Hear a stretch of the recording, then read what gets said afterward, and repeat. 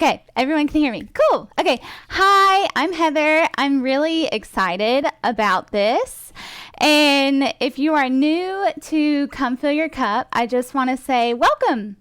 This is usually a virtual retreat, but this year, Christy and Aaron decided that they were going to make this a Facebook free live event, and I'm really excited about that because I literally love everything that they do. If you're new to Bible study, to Come Fill Your Cup, new to Christ, this is a great place for you to be because Come Fill Your Cup has amazing resources for teens, for young moms, young women, for older women. There's Bible studies galore, and then also gonna plug that the founders are Aaron Sprouse, Christy Huntsman, and then we've got Lacey Crowell, who's also written for them. But they have a series of books called Finer Grounds, and they teach you and walk you through books of the Bible in what we call an exegetical study. And I'm going to also somewhat take you through a little bit of that tonight as well. And I just really encourage you to hop on to, when this is over, hop over to Come Fill Your Cups Facebook page, give them a follow, go check out their website. There's amazing studies on it that I think everybody should be encouraged by, and just go do them. They're so much fun. I spent a lot of years doing the studies on them, through them, and now here I am years later getting to study with them and with all of you, and it's really exciting. And let's hop on and get started. Can you hear me? If you can't hear me, make sure you click the little volume button. So let me see. Let me just make sure that everyone, okay, we can hear you. We can hear you. Awesome. Great. Just making sure everyone can hear me. So I'm going to be recapping just in case you're just now hopping on to our Proverbs study. I'm going to recap the first 2 weeks just a smidge for you.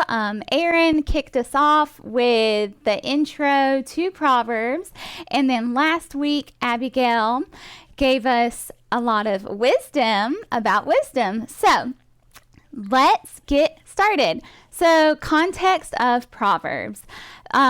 We know that it's the Proverbs of Solomon, son of David, king of Israel, from Proverbs 1:1 and also in 10:1.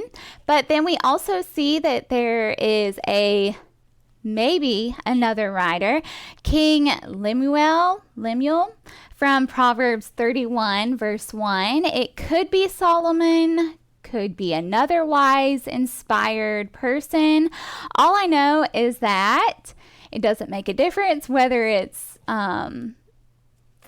Solomon or if it's two other people or if it's another person or not, because in 2 Timothy 3:16, all scripture is breathed out by God and profitable for teaching, for reproof, for correction, and for training in righteousness. So literally all scripture is inspired by God. So whether it was Lemuel or Saul, doesn't matter, it's inspired either way. So, but we do know that the first 9 chapters is Solomon first. Did I say Saul a minute ago? Well, you got what I was saying, Solomon. But we do know that the first 9 chapters at least are Solomon, and he's writing to his son. And we know this because he says, "My son," 23 times. And so then as you move into later chapters in Proverbs, it seems to be more general wisdom for the people of God. We learned last week that wisdom is knowing what to do with those facts. In other words, it's the skill set and tools, also known as hokmah in the Hebrew. And so now we need to ask ourselves, why is wisdom so important? So think about what we teach our kids, how we influence those around us. Wisdom, like general wisdom that you get as a young person are, I grew up hearing, nothing good happens after 9 p.m. or when the street lights come on. And then you always hear, make sure your shoes are tied or you're going to trip over them. And then my grandparents always would tell me to keep a 20 in my glove box in case I ran out of gas, which was super wisdom for me because I always seemed to be out of gas when I was 16. So those are just like general wisdom things that come to mind. But with kids, as they're growing up and we're training them each and every day, and ultimately we're training them with wisdom. We're training them like through our wisdom. So we're also not only teaching them wisdom by what we say, but we're teaching them wisdom by what we do. In the book of Proverbs, wisdom is often associated with the phrase, the fear of the Lord. And this understanding of wisdom is going to play a huge role in our lesson today, which we will be focusing on righteousness and integrity. And that also brings me down to our new memory verse. So we've been given this challenge for this study to read a chapter a day of Proverbs, and then each of these ladies have given you a memory verse. And this time, my memory verse for you is Proverbs 11, verses 5 and 6. And they read, "The righteousness of the blameless keeps his way straight, but the wicked falls by his own wickedness. The righteousness of the upright delivers them, but the treacherous are taken captive by their lust." So that is our memory verse for this week. I know you can do it, and if you can't, then work on the other ones. I have them written down somewhere. Okay, here they are. So our first memory verse Aaron gave us was Proverbs 1:7, and then Abigail gave us Proverbs 23:17. So there's those also. So let's define terms. So we're going to start with righteousness. So when you first start a study and you're given a word or a topic, the first thing you do is you look at the term. You're going to define the term. And the definition from Google, because you know we're all super Googlers out there, is the quality of being morally right or justifiable. And then we think to ourselves of what the normal definitions are that we hear as Christians. And that's righteousness as being right with God, doing the right things of God, to do right. Or maybe you look in the letter of Romans in the New Testament and you may think, oh, justified or justification, which is the Greek word dikaiosune. Hopefully I did not butcher that too bad. And we're going to look at that for just a second. So in Romans 1, verses 16 through 18, it reads, this is Paul writing, "For I am not ashamed of the gospel, for it is the power of God for salvation to everyone who believes, to the Jew first, and also to the Greek. For in it," being the gospel, "the righteousness of God is revealed from faith for faith, as it is written, the righteous shall live by faith." For the wrath of God is revealed from heaven against all ungodliness and unrighteousness of men, who by their unrighteousness suppress the truth. So when you go through the book of Romans, the meaning to righteousness has to do more with being right with God in terms of salvation. The reason we understand it that way is because we let Paul define that term through that letter. The key to defining terms or defining a word is that we should always let the writer and the context define the terms for us. So that is exactly what we're going to do through the book of Proverbs. We're going to let Solomon, the writer of Proverbs, or at least most of the Proverbs, define exactly what it means by this term righteousness. But before we get there, I want us to see the relation between wisdom and righteousness and how they kind of fit together.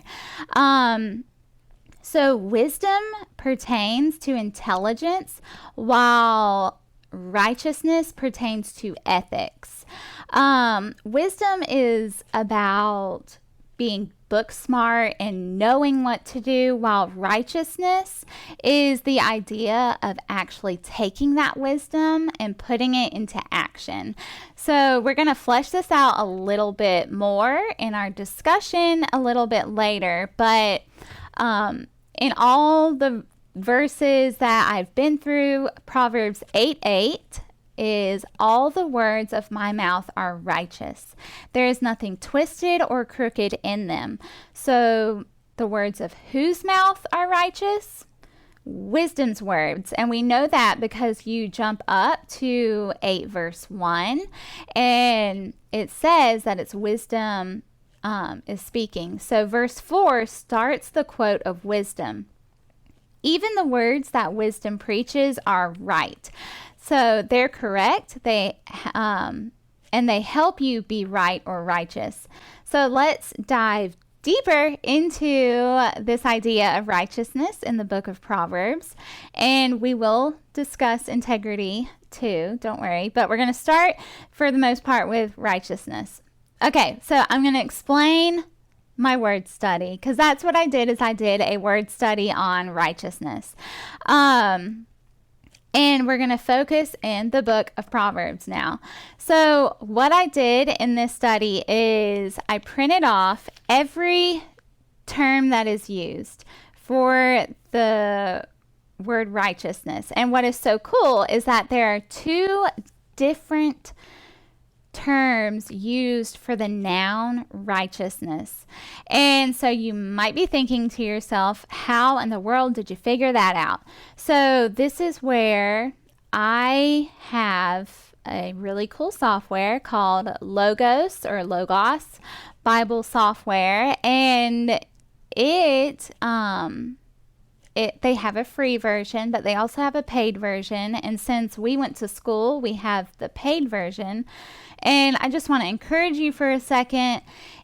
It's awesome. And it's super helpful. And it'll help you make your Bible study so much deeper and faster, in a sense, because you're searching things instead of flipping through books. But anyway, if you're not a techie person in that area, then it's okay.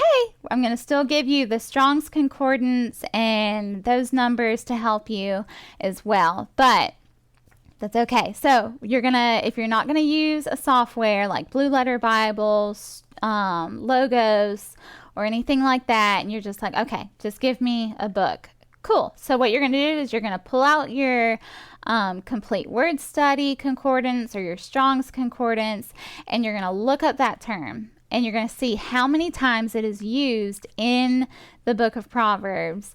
And so this is what it looks like when it is printed off. So I printed it off from Logos, and it gives me all the times this word is used, and it's upside down.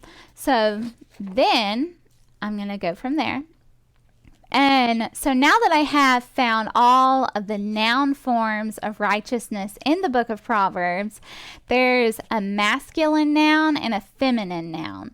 So the masculine noun of tzedek, meaning a right relation to an ethical or legal standard. The Strong's number is 6664. For those of you who want to go look it up, is my favorite verse for it is Proverbs 11:19. Whoever is steadfast in righteousness will live, but he who pursues evil will die. So you have to be steadfast in righteousness, and it leads you to life. So they contrast it with, or he's contrasting it with, the one who pursues evil will bring about his own death. So to pursue something is to chase after it. So they chase after evil things or the things that are not right with God.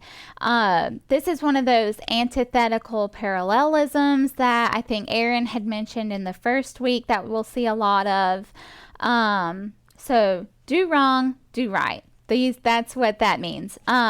So this masculine noun of tzedek is used 9 times in the book of Proverbs, but then our feminine noun, tzedekah, which is the Strong's number 6666, so 4 sixes, this word is also synonymous with truth or integrity, and it is used 18 times in the book of Proverbs. And its feminine noun has the meaning of righteousness, blameless conduct, and integrity. And the noun describes justice, right actions, right attitudes, as expected from both God and people when they judge. So God came speaking justice and righteousness as the divine judge to be righteous. So now that I have this general understanding of what each term is and how, now I have this general understanding of each term. And now I also know that this term is used 27 times in the book of Proverbs. The next thing I'm going to do is look at each of these terms and the context it is in to help me understand the meaning even more. And this is where it gets really fun. So I'm going to go through all of these verses and see if they have similar meanings or if they've got same concepts and ideas with each of them.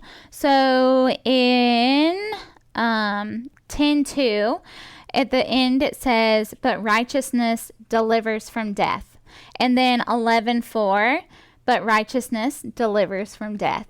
So you kind of see the idea. If they've got the same phrases, same words, same concept, they're going to go into what is called a bucket. And so all of these verses get put into these cute little buckets.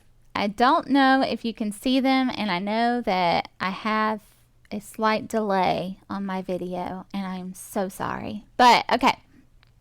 So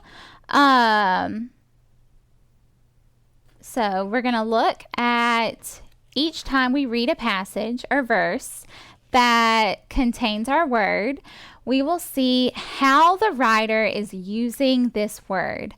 And this will help us create a bucket to throw it into. And by the end, we end up having all these buckets. So I ended up with 9 buckets of different meanings that he has for this noun form of righteousness. And we're going to see what we're going to do with these buckets in just a minute. So I combined tzedekah and tzedek to make these buckets. So I went through and I read them, and so my buckets, I'm going to explain them to you in just a second. So Actually, I'm going to just go ahead and explain them to you. So I have 9 buckets. I have honor. I have justice, or a path to walk in. I have delivers from death / redeem. I have path to walk in, integrity. Then I have receives reward. I have guards way.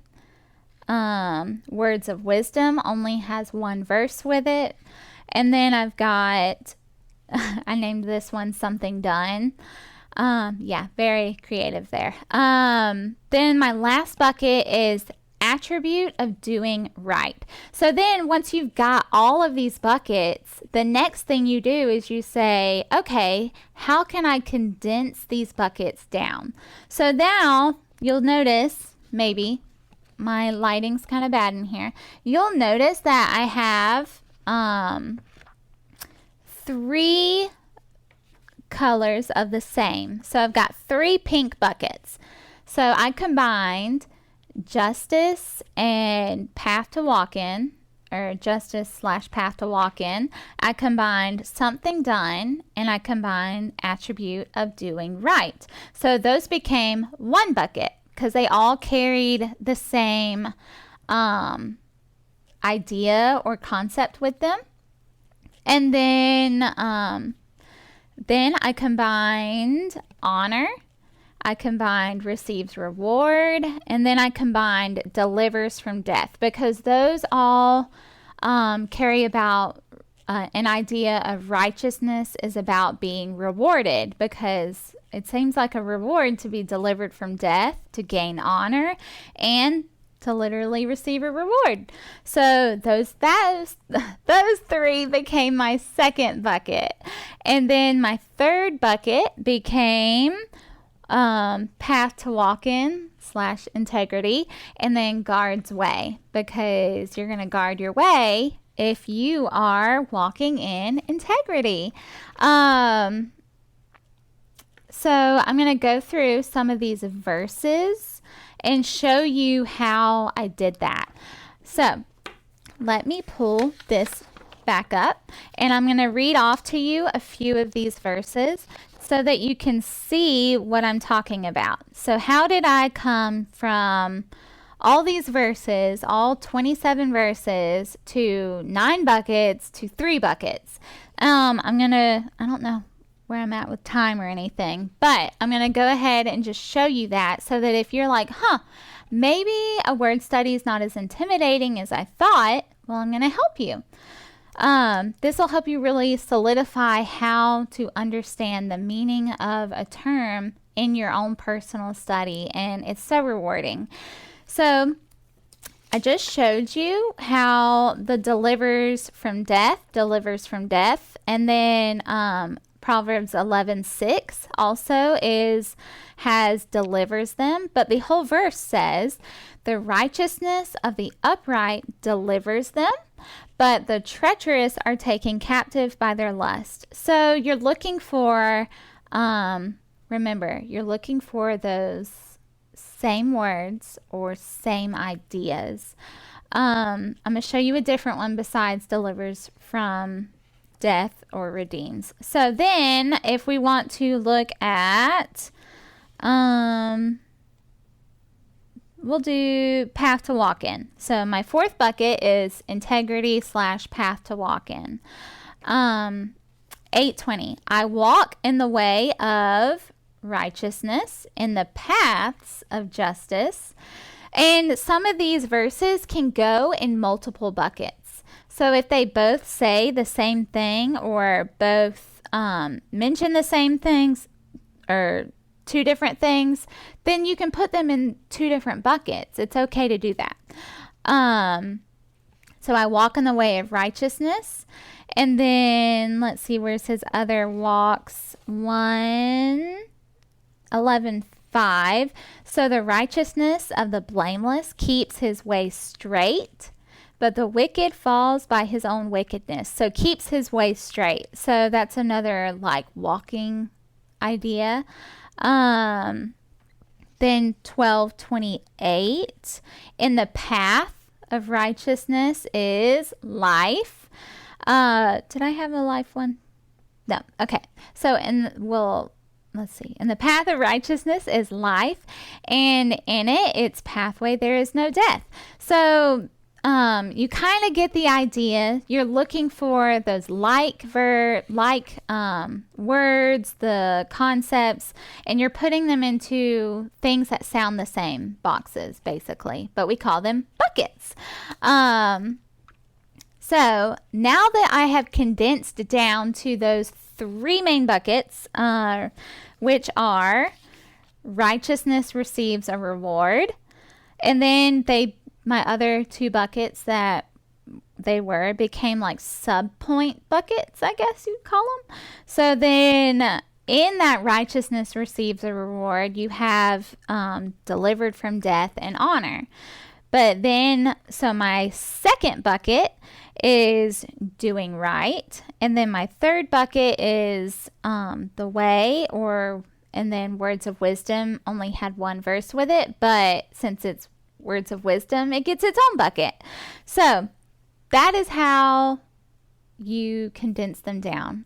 And I'm more than happy to share my bucket page with you if you want it, because I know it's kind of hard to see on here. So now that we've got our three buckets, I'm going to take you through how to create a lesson, I guess, off of it. So righteousness is about being rewarded. So righteousness delivers from death. That's a reward we see in 10:2, 11:4, and also 11:6 and verse 19. And then we also see it in 12:28 and 16:31, as well as 21 verse 21. And in 10:2 it says, treasures gained by wickedness do not profit, but righteousness delivers from death. And then 11:4 reads, riches do not profit in the day of wrath, but righteousness delivers from death. So notice those two different verses. They both fit in the same bucket because they both talk about how righteousness will deliver you from death. But also notice that there seems to be two different deaths involved here. So in 10:2, the death here seems to be a physical death. So this is a wise statement talking about how those who don't cheat, steal, and other means of wickedness to get rich will help you keep your life. And then in 11:4 refers to the idea of a spiritual death, it seems.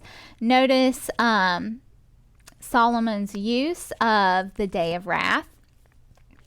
So ultimately, you have to understand that righteousness will deliver you from death here on this earth, and it will deliver you from death on the day of wrath or day of judgment. So if you think about it logically, if you're trying to do right in gaining money, you're not trying to lie, you're not trying to cheat people or steal or get money, or steal to get money, then you have a better chance of keeping your life, especially back in their day. You steal something, they probably would have stoned you or something. But it makes me think about Jesus's advice from the Sermon on the Mount in Matthew 6, verses 19 through 21. Do not store up for yourselves treasures on earth, where moth and rust destroy, and where thieves break in and steal, but store up for yourselves treasures in heaven, where neither moth nor rust destroys, and where thieves do not break in or steal. For where your treasure is, there your heart will be also. So then we also can look at Matthew 6:33. But seek first his kingdom and his righteousness, and all these things will be added to you. So shouldn't a goal of ours be to be delivered from death? Like, to do that, we need to focus on righteousness and in this life, and let's focus on doing the right thing. And then we also see how righteousness brings honor, and we can see that in chapter 8 verse 18, and then we also see it in chapter 16 verse 12, and again in 21 verse 21, which reads, whoever pursues righteousness and kindness will find life, righteousness, and honor. So the reward to pursuing righteousness will bring honor to my life. That makes me think about the movie Mulan. I'm sure you've seen it. How she brought dishonor and disrespect to her family because she wasn't pursuing the traditionally right things in her culture at that time. She was late for her stuff. She disgraced the matchmaker. I mean, like, there was so many things she did not do right. But by the end of the movie, she was able to restore honor and so much to her family because she was able to do the right things to accomplish it. And so the idea of honor is bringing about respect in your life and great esteem. But now let's think about this as Christian women. So who could we bring honor to in our lives if we're focused on pursuing righteousness? We could bring honor to our marriage and our husbands. Proverbs 18:22 says, he who finds a wife finds a good thing and obtains favor from the Lord. So ladies, shouldn't we should be those women that are trying to do our best to bring honor to our marriage. And we do that by pursuing righteousness. We can also bring honor to ourselves. So if we're chasing after righteousness, we won't be looked down upon by the world or by other Christian women because we are focused on righteousness and pursuing it and chasing after it. Then we also see how righteousness is about walking in the right path. So the path of righteousness is a guarded way. In Proverbs 13:6, it reads, righteousness guards him whose way is blameless, but sin overthrows the wicked. A fun way to think about that is going bowling with bumpers. So those bumpers are there to keep you in the middle lane. They don't let you fall into the gutters.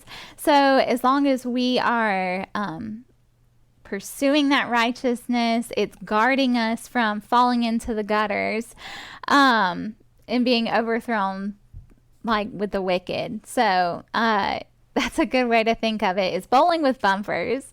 So the path of righteousness is the one that we should walk in. It's one that we should want to walk in.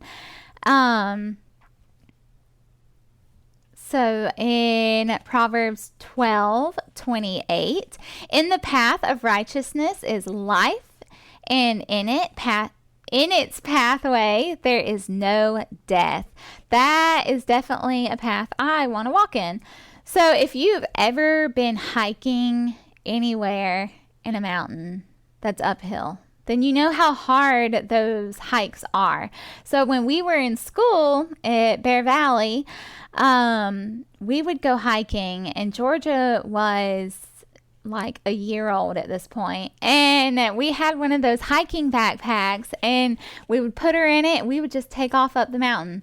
Well, on our little hiking app we had, it said it was only a 1 mile hike, but it didn't specify that it was a 1 mile hike uphill straight up the side of a mountain, and it was extremely hard. But by the time we got to the top of that mountain, and it was hard, but it was the most beautiful view you could ever imagine. So think about that, is that in Matthew 7:13 13 and 14.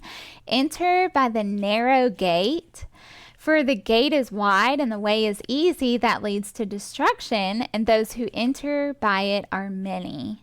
For the gate is narrow and the way is hard that leads to life, and those who find it are few. So in the context of Matthew 5 through 7, this narrow path is the path of righteousness. It's making sure our righteousness exceeds that of the scribes and Pharisees. We know that from Matthew 5:20. So notice where that narrow path leads to. It leads to life. And notice where the broad path takes you. So the pathway of righteousness is not going to be easy at times, and it may not be easy like ever for some people, but it has the best destination and the best reward. So you might be on one of those really hard hikes in life, but remember, if you're pursuing that path of righteousness, then that path is going to have a great reward at the end of it, that beautiful view of a mountain at some point. So keep pursuing it. And so this path to walk in also has a lot to do with integrity.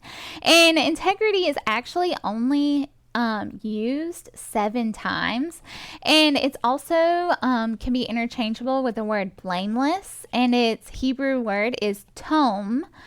And let's see, in every instance we see the Hebrew lemma of tom used. It talks about a path to walk in. So 2 times we find the word translated as blameless, and it has reference to the way in which someone walks. So the idea behind this word is talking about purity, perfection, completeness. So as women of God, we should have a goal to be walking with integrity and purity in our thoughts, in our dress, in our morals altogether. So then it becomes more about righteousness being about doing right. So righteousness is being just. And we see that from 8:15 and 8:16 and verse 20. We also see that in 16 verse 8 and verse 12, and then also in chapter 31 verse 9. And in 31:9 it says, "Open your mouth, judge righteously, and defend the rights of the afflicted and needy." But then, Proverbs 8:15 and 16 says, "By me kings reign and rulers decree justice. By me princes rule and nobles all who judge rightly." So righteousness is about judging rightly. Jesus actually has a famous line that is often misused so much. Matthew 7 verses 1 through 5. "Judge not that you not be judged, for with the judgment you pronounce, you will be judged, and with the measure you use, it will be measured to you. So why do you see the speck that is in your brother's eye, but do not notice the log that is in your own eye? Or how can you say to your brother, 'Let me take the speck out of your eye,' when there's a log in your own? You hypocrite, first take the log out of your own eye, and then you will see clearly to take the speck out of your brother's eye." So we are to judge, but we're to make sure we do it righteously. And how we do that is to make sure we are walking the right path before we encourage our sisters or friends to get back on the right path as well. So how often in our congregations are there times when we need to help correct or encourage a sister to get back on the right path, but we're not making sure that we are just in our judgments and using God's standards and not our own? So we need to make sure we always look to God's standards of things and not our own standards before we go to anyone else to try to fix other people's problems, is what Jesus is saying here, is check yourself, your own spiritual self. Are you walking that path of righteousness before you go to try and fix others? So then that leads us to righteousness is about doing the right thing. And we see that in chapter 1, verse 3, chapter 2, verse 9, 12, 17, 16, 13, and 31, verse 9. So this is where we're going to start wrapping up, kind of.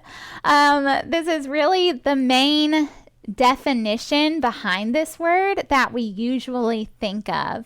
Now I want to ask, what is the right thing that we should be doing? Which is something that we usually ask when we hear a study or something is, yeah, that's cool, I want to do that, but how do we do it? We always need the so what, the application to things. So that is something that is given to us also. So what's fascinating is that 66 times in the book of Proverbs, the adjective righteous word is sadiq, and its usage of the word helps us see what right things the righteous people are doing. And you'll also notice in Proverbs chapters 10 through 12, there's like a huge cluster of those words. So it's a huge focus of that, of the word sadiq being used, of what the righteous people are doing. So this is our how-to part that Solomon gave us. So in these 3 chapters alone, the word righteous is used 29 times. So the mouth of the righteous brings forth life. We see that in Proverbs 10:11. So something to ask ourselves as we are pursuing righteousness and righteous living, can we say that our words bring forth life to others? Ephesians 4:29, let no corrupt talk come out of your mouths, but only such as is good for building up, as fits the occasion, that it may give grace to those who hear. So ladies, how are we speaking to one another and about one another? Let's be encouraging. Let's build each other up. Then we can see how the desires of the righteous ends only in good. So that's Proverbs 11:23. Where's that one? I'm going to read that one to you. Proverbs 11:23. The desire of the righteous ends only in good. So, what are we desiring? That's a great question for us to ask. The righteous are a blessing to their offspring. Proverbs 11:21. Are you a blessing to your children? Are you training them in the way they should go? Are you imparting words of wisdom for them? Are you showing them the love that God has shown you through how you love them? Then we see how the righteous are a blessing to others in Proverbs 11:30. Would your friends say they are blessed by your friendship? And then we see the righteous care for their things in Proverbs 12:10. So God has blessed us richly. How do we appreciate the things that we have, that God's given us? Then we can also see how the righteous are a blessing to their community in Proverbs 11:10. So we're going to end here, but let's remember this statement that's going to help sum up what righteousness is all about in the book of Proverbs. So the righteous people do the righteous things because we serve the righteous God. I'll say it again. The righteous people do the righteous things because we serve a righteous God. Okay, so I hope that made sense to you tonight. And I just want to encourage you once again to hop over to Come Fill Your Cups page and check out their website. It's really some great stuff on there. The Bible markings are great. There's so many studies. And remember, every Thursday night, there's going to be another study. Next week, we have Christy Huntsman at 7 p.m. There is another Facebook group for each of these weeks because Facebook has made it to where we have to create multiple groups. So next week, there's another Facebook group where it will go live on as well. And Christy Huntsman will be teaching, and it's going to be super awesome. So I just want to encourage you to hop on again. And thank you guys so much for joining me. And I hope that we all learned something tonight. And this was fun. So I'll see y'all again soon. Bye.